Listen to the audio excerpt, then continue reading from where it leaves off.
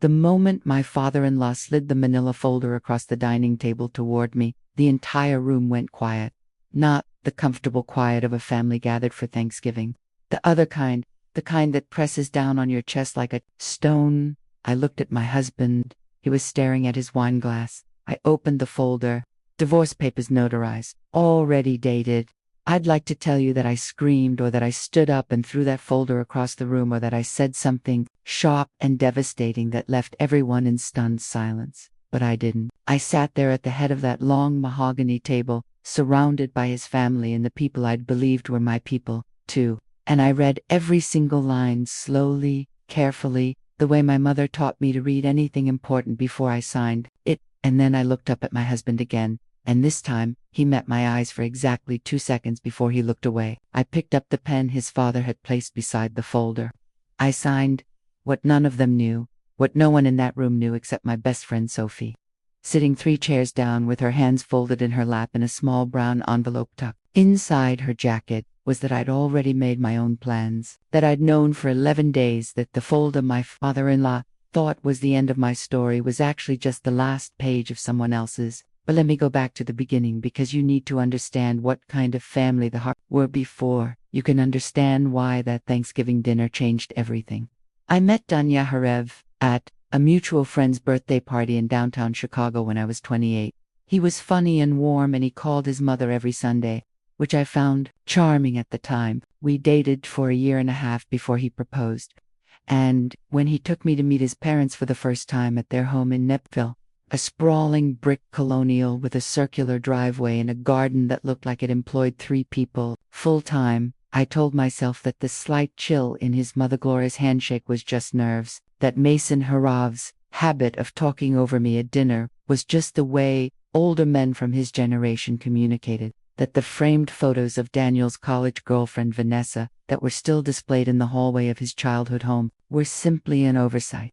I was 30 years old when we married, a certified public accountant with my own clients, my own lease, and my own retirement account. I wasn't naive. I just wanted very badly to believe that love was enough to build something solid on. The first time Gloria asked about children, we'd been married for months. We were sitting in her sunroom after Easter dinner, and she set down her teacup and said, very pleasantly, "So when can we expect to hear some good news?" I told her we were enjoying being newlyweds, and that we'd start trying when the time felt. She smiled and said, "Of course." And then she said, "Daniel's father had his first son at 26. The Hargrove men tend to want families young." I let it pass. By our first anniversary, the questions had become a drumbeat. Holidays, Sunday dinners, random Wednesday phone calls that Daniel handed me halfway through with a look that said, "Please just handle this." Gloria would mention a neighbor's new grandchild. Mason would make comments about legacy and continuing what we've built. Daniel would sit beside me saying nothing, and afterward in the car, he'd squeeze my hand and say, "You know how they are. They don't mean anything by it, but they did mean something by it." That was the thing Daniel never quite understood or never quite wanted to. 14 months into our marriage, my gynecologist told me I had polycystic ovary syndrome.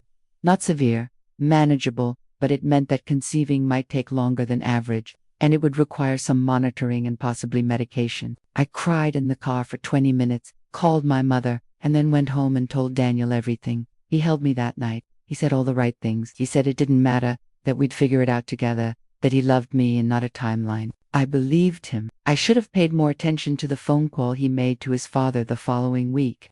I didn't hear all of it. I was in the kitchen when his voice dropped low in the living room, and by the time I walked in, he was talking about something else entirely, but I heard one sentence before he changed the subject. "I don't know yet, Dad. I just don't know." I filed that away somewhere I didn't want to look at. The second year of our marriage was a slow erosion. Mason started calling Daniel directly, without going through me, to schedule family dinners I wasn't specifically invited to. Gloria began sending articles about fertility supporting lifestyle choices to my email address without comment. Just a forward with no subject line. At one dinner, Mason said in front of 6 relatives that he hoped Daniel would make a decision before it was too late.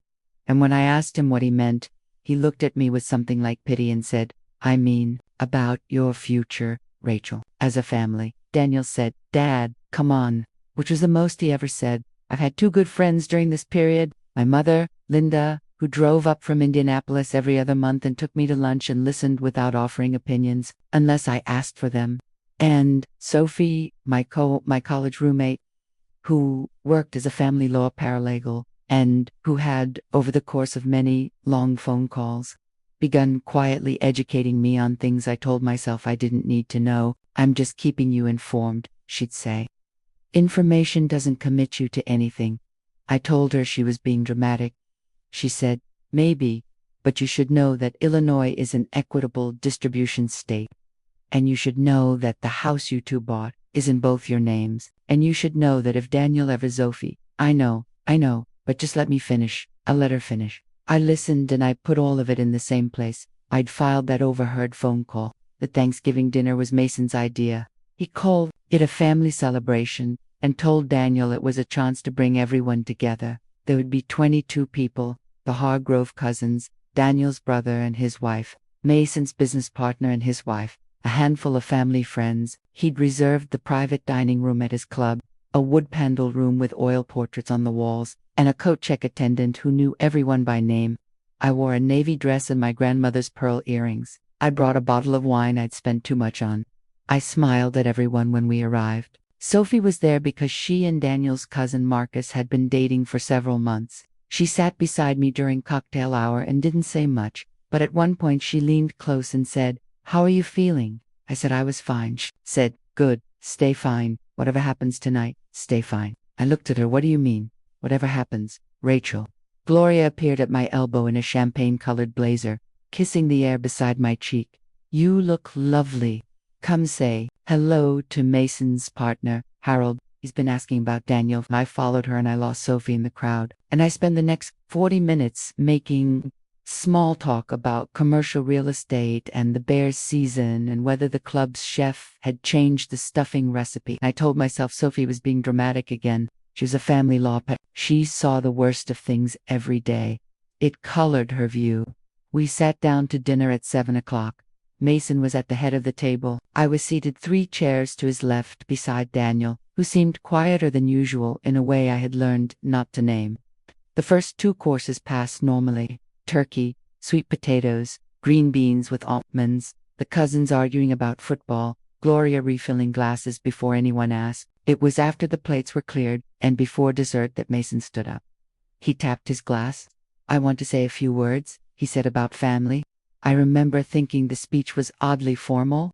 He talked about legacy, about what her name had taken generations to build, about how every generation had a responsibility to carry something forward. His eyes moved around the table as he spoke, touching briefly on each face, and when they landed on mine, they stayed there just 1 beat too long. "Sometimes," he said, "we have to make difficult decisions, not because we want to, but because love for the people we've built something with requires us to be honest, even when honesty is hard."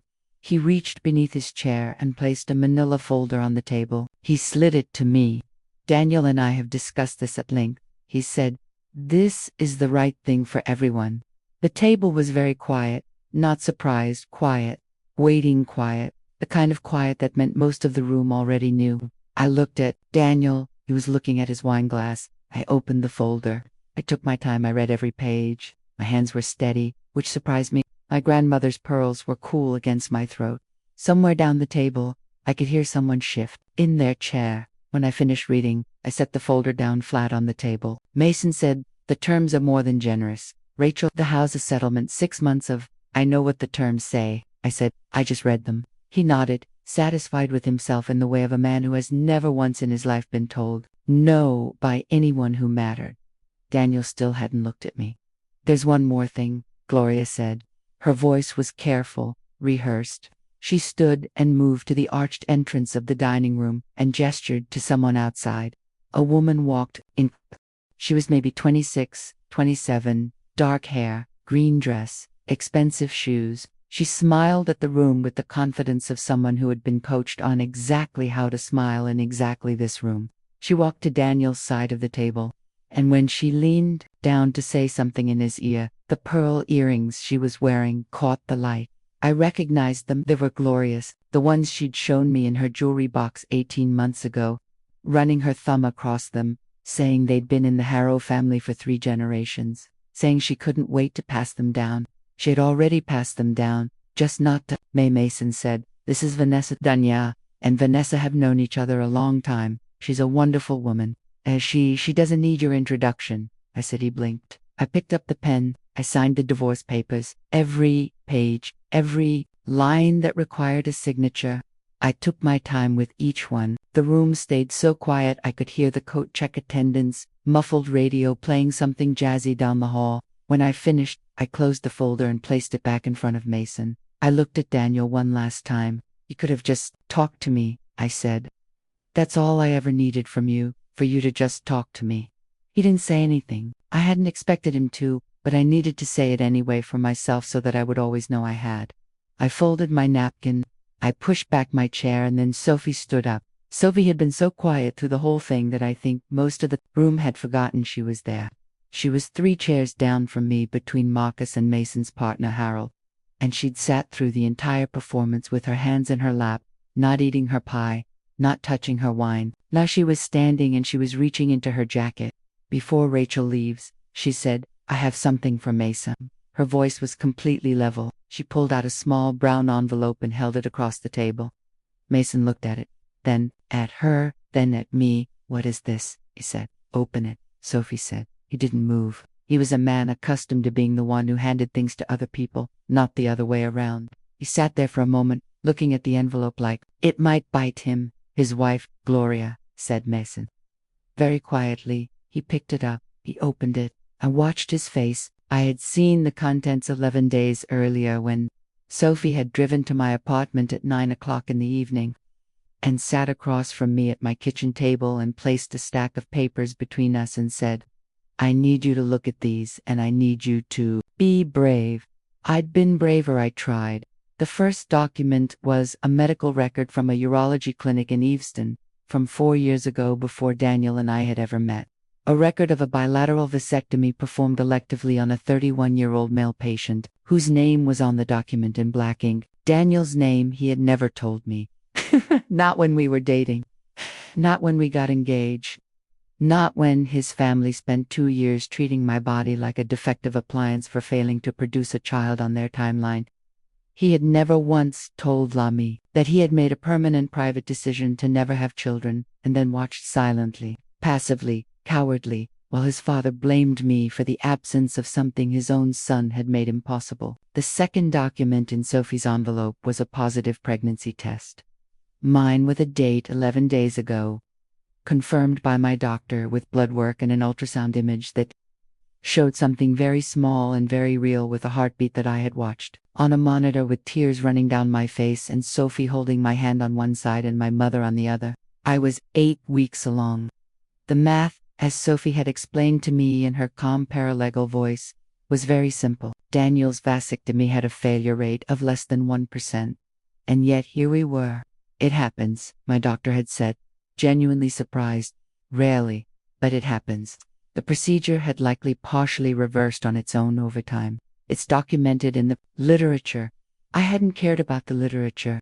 I'd cared about the heartbeat. Mason read both documents. He read them again. I watched the color leave his face in a way that reminded me of water draining from a bathtub. Slowly at first, and then all at once, he looked at Daniel. "Is this?" he started. "It's real," Sophie said. "Both of them. The medical record is certified. The pregnancy is confirmed by Hirobi, with blood work, dated 11 days ago." The room had passed quiet and gone somewhere else entirely. The cousins, the business partners, the family, friends, Vanessa and Gloria's pearls, standing against the wall. Nobody moved. "Gloria," said Daniel. Her voice was something I'd never heard from her before. "Scraped clean." Daniel was looking at the tablecloth. His jaw was tight. "You had a vasectomy," I said. Not as a question, as a simple fact it was. He didn't answer. 4 years ago," I said, "before we met, and you never told me." Still nothing. "You sat at this table," I said, "and you let your father slide divorce papers at me because I, quote, failed to provide an heir. And you knew, you have known the entire time, Something moved across his face. Then I don't know what to call it. Not guilt exacto, maybe the outer edge of it, more like the look of a man who has been very carefully not thinking about something for a very long time and has just been forced to think about it all at once. Rachel, he said, "Don't," I said. I turned back to Mason. He was still holding the papers. His hands had developed a faint tremor that I don't think he was aware of. "You spent 2 years," I said, "treating me like I was broken. You sent your wife's articles about fertility diets to my email address. You made comments at dinner about decisions and timelines and legacy. You sat me down in your study after our first anniversary and told me that the Hero family had certain expectations and that you hoped I understood what was at stake. I paused. You brought another woman to Thanksgiving dinner and had her wear your wife's jewelry." Mason opened his mouth. "And your son," I said, "never told any of you the truth. Not once, because it was easier to let everyone believe it was me." The room was a held breath. "I'm going to have this baby." I said, "My baby, mine, not the Harav, not anyone's legacy. My child who will be raised with his grandmother Linda in Indianapolis on weekends and his Aunt Sophie at every birthday, and who will know exactly what kind of people his father's family are, which is why they will not be part of his life." Vanessa said very quietly, "I didn't know about any of this." I looked at her. She was holding herself very still, and the look on her face was not what I'd expected. She looked more than anything like someone who had just understood that she'd walked into a room under false pretenses and wasn't entirely sure how to leave. "I know," I said. "I can see that." I picked up my purse. I found Sophie's eyes across the table and she nodded once, barely perceptibly. The nod of someone who has been your friend for 12 years and has driven to your apartment at 9 o'clock in the evening with a stack of papers and held your hand through an ultrasound and sat through a Thanksgiving dinner like a quiet lit fuse waiting for the right moment. I loved her so much in that moment. I almost said it out loud. "The signed papers are in front of you." I said to Mason, "I imagine your lawyers can take it from here. I'll have my lawyer contact yours on Monday." I walked out of that dining room, through the wood pan hallway, past the coat check attendant and his jazzy radio, and out through the heavy front doors into the cold November air. I sat on the stone steps and I breathed. The door opened behind me. 2 minutes later, Sophie sat down beside me and handed me my coat, which she'd collected from the coat check. She put her arm around my shoulders. "You okay?" she said. "I don't know yet," I said. "That's honest." "What's happening in there, Allah?" she said. "Gloria is crying. Mason is yelling at Daniel very quietly, which is somehow worse than regular. Yellin Venice left out the side door. Harold is eating his pie because Harold is a practical man." I laughed. It surprised me, the laugh. It came up from somewhere underneath the grief and the exhaustion and the strange buoyant feeling of having said out loud the things that needed to be said. "He's going to fight the divorce terms," I said. "Let him." Sophie said, "The house is in your name equally. You have 2 years of documented fertility pressure that I will personally turn into a civil harassment claim if he looks at you sideways. And you are carrying the only Harav grandchild in existence, which his own lawyers are going to eventually explain to him. Carries certain implications regarding how cooperative he should be. You've been thinking about this for a while. Since the second time Gloria forwarded you a fertility article," she said. "I've been ready for 8 months." I leaned my head on her shoulder. Above us, the sky was clear and very cold, and the parking lot lights made small gold circles on the asphalt. "I'm scared," I said. "I know about the baby, about doing it by myself, about all of it." "You're not by yourself," Sophie said.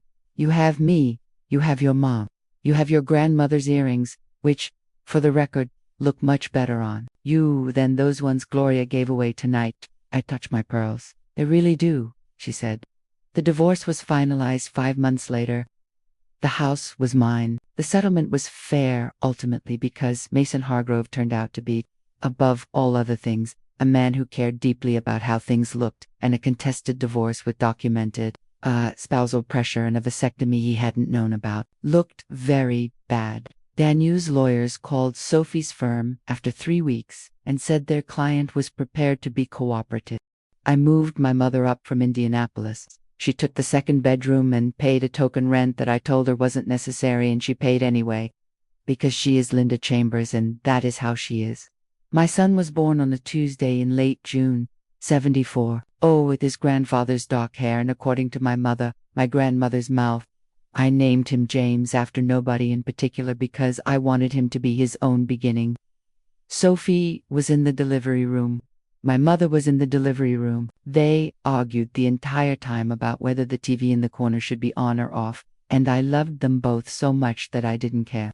I heard later through Marcus, who eventually stopped seeing Daniel's cousin, but stayed in touch with me anyway, that Vanessa had left by December, that Mason had suffered some kind of professional humiliation involving a business deal that collapsed, which Marcus said was unrelated to everything, but which I noticed happened around the same time. Several of Mason's longtime associates stopped returning his call, that Gloria had started going to a therapist on Tuesdays, which Marcus mentioned almost as an aside, but which sat in my mind in a strange, unbitter way, like maybe some things could still turn.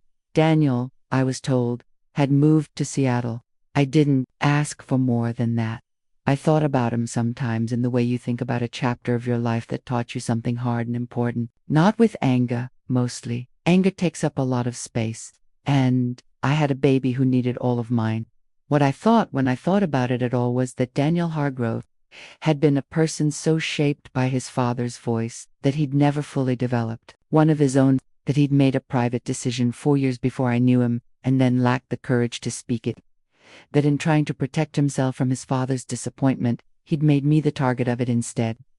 And that he had lost in the end, not because of the divorce, but because he would never know his son. James didn't know any of this yet. He was 7 months old and deeply interested in ceiling fans and his grandmother's reading glasses. He laughed when Sophie made a certain face and fell asleep in the car within minutes of any highway on-ramp.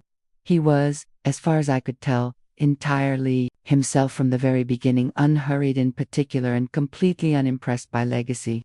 One Sunday afternoon in February, I was sitting on the floor of the living room with him, stacking soft blocks that he immediately knocked over, and considered at length when my mother came in from the kitchen and sat on the couch behind me and said, "You know what you did at that dinner?" "What?" I said. "You didn't leave before you signed." She said, "You signed first. You read every page and you signed, and then you said what needed to be said. Most people would have either run out or caused a scene." She paused. "You did it properly." I thought about that. James pulled a block toward him and put it in his mouth. I was terrified. I said, "I know," my mother said. "That's what made it proper." James looked up at me with large, even eyes, as if he too found this a reasonable point. I took the block gently from his mouth and handed him the green one instead, which he considered for a moment and then accepted, apparently satisfied. Outside the window, Chicago in February was gray and cold and entirely indifferent, but the apartment was warm, and something on the stove smelled like the soup my mother made every Sunday without being asked. And somewhere across town, Sophie was probably on the phone giving someone very calm, very thorough advice about their options. I thought, this is the life I'm building, brick by careful brick.